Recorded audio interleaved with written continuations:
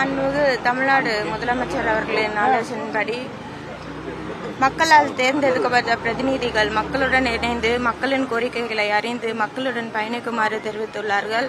அதன் அடிப்படையில் இன்றைக்கு சென்னை கிழக்கு மாவட்டத்துக்குட்பட்ட 44 மாமன்ற உறுப்பினர் வார்டுகளும் 83 வட்டவாரியான வார்டுகளும் ஆய்வினை தொடங்கியிருக்கும். இந்த ஆய்வினில் மாண்புமிகு இந்து சமய அறநிலையத்துறை அமைச்சர் அண்ணன் பி.கே. சேகர்பாபு அவர்கள் துவங்கி வைத்துள்ளார்கள்.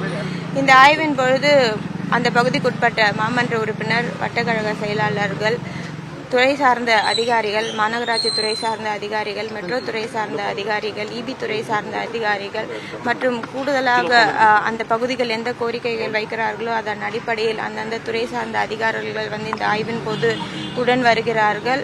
ஒவ்வொரு தெரு வாரியாக, வீடு வாரியாக இந்த ஆய்வினை மேற்கொண்டு இருக்கிறோம். பொதுமக்களின் கோரிக்கைகள் என்னென்ன இருக்கிறது என்று கண்டறிந்து அந்த கோரிக்கைகளை நிறைவேற்ற வகையில் இந்த ஆய்வினை மேற்கொண்டுள்ளோம். இப்பொழுது இன்றைக்கு தொடங்கப்பட்ட ஆய்வின் பொழுது கூட வரக்கூடிய வழிகள் பார்க்கக்கூடிய அபண்டன்ட் வெஹிக்கிள்ஸாக இருக்கட்டும், இல்லை இபி பில்லர் பாக்ஸ் ரைஸ் பண்ணக்கூடிய சூழலாக இருந்தாலும் சரி, இல்லை சில பகுதிகளில் டெப்ரிஸ் இருக்கக்கூடிய சூழலாக இருந்தாலும் சரி, இல்லை நேம் போர்டு மாற்றக்கூடிய சூழலாக இருந்தாலும் சரி, இந்த மாதிரி சிறு சிறு குறைகளை உடனே தீர்க்கும் வகையில் இந்த ஆய்வினை மேற்கொண்டுள்ளோம். அதே போல் இப்போ வரக்கூடிய வழியில் கூட அங்கன்வாடியினை பார்த்தோம். அந்த அங்கன்வாடிகள் என்ன தேவைகள் இருக்கு, என்ன குறைபாடுகள் இருக்கிறது என்றதை கேட்டு கண்டறிந்தோம்.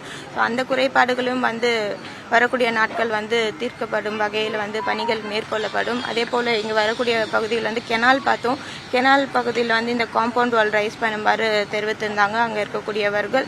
ஸோ அதற்கான முன்னெடுப்பு நடவடிக்கைகளும் மேற்கொள்ளப்படும். இப்படி சிறு சிறு குறைகளை பொதுமக்களிடம் நேரடியாக கேட்டு கண்டறிந்து அந்த குறைகளை அனைத்து துறையினருடன் இணைந்து குறைகளை தீர்க்கும் வகையில் இந்த ஆய்வினை மேற்கொண்டுள்ளோம். மேம், 33% தொழில் வரி உயர்த்திருக்கீங்க அப்படின்னு சொல்லிட்டு எடப்பாடி குற்றச்சாட்டு வச்சிருக்காரு. மக்களுக்கு மேலும் மேலும் நீங்க துன்பத்தை தந்துட்டு இருக்கு சென்னை மாநகராட்சின்னு ஒரு குற்றச்சாட்டு வைக்கிறாரு எடப்பாடி. இல்ல, மாநகராட்சியை பொறுத்த வரைக்கும் வரி அப்படின்றது கடந்த 10 ஆண்டுகளாக போடப்படாத ஒரு சூழல் இருந்தது.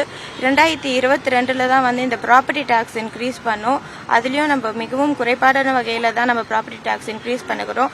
நம்ம தமிழ்நாடு உட்பட்டு பாத்தீங்கன்னா பிற மாநிலங்கள், அதாவது கேரளாவோ ஆந்திர பிரதேஷோ இல்ல நார்த்ல இருக்கக்கூடிய மாநிலங்களை கம்பேர் பண்ணீங்கன்னா நம்ம வரி வசூலிக்கிறது மிகவும் குறைபாடாக இருக்கிறது. ஆனால் பொதுமக்களுக்கு வழங்கக்கூடிய சேவைகள் அரசு சார்பாக அதிகமாக இருக்கிறது என்றதை தெரிவித்துக் கொள்கிறேன். அதே போல மித்தமுள்ள டாக்ஸ் கூட சென்ட்ரல் கவர்மெண்ட்ல இருந்து நம்மளுக்கு கைட்லைன் வேல்யூ கொடுக்கறாங்க. இப்ப 2000 ரூபாயிலிருந்து 5000 ரூபாய் ஒரு குறிப்பிட்ட நபருக்கு வரி வசூலிக்கணும் அப்படின்னு தெரிவித்தா அந்த 2000 மிகவும் குறைந்தபட்சமான வரியை தான் அரசு சார்பாக மேற்கொள்ளப்படுகிறது. அது கூட அவங்க ரூல் புக்ல போடுறதுனால இந்த சூழல் ஏற்படுகிறது.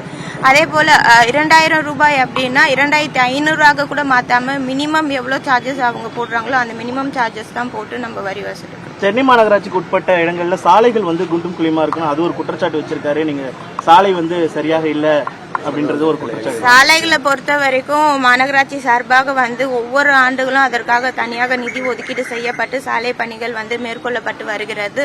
நவம்பர் டிசம்பர் மாதம் பொழுது நம்மளுக்கு ஏற்படக்கூடிய மழை சூழல்னால சில பகுதிகள் கூடுதலாக இந்த சாலை குண்டும் குழியுமாக ஏற்படக்கூடிய சூழல் இருக்கிறது.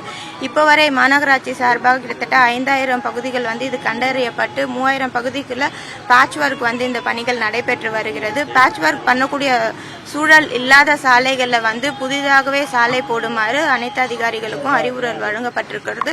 இப்பதான் மழைக்காலம் முடிந்திருக்கிறது. ஜனவரி மாதம் முதல் தொடங்கி இருக்கிறது. இந்த மாதம் முதல் தொடர்ந்து சாலை பணிகள் மேற்கொள்ளப்படும். செய்திகளை உடனுக்குடனும் துல்லியமாகவும் தெரிந்து கொள்ள சப்ஸ்கிரைப் பண்ணுங்க.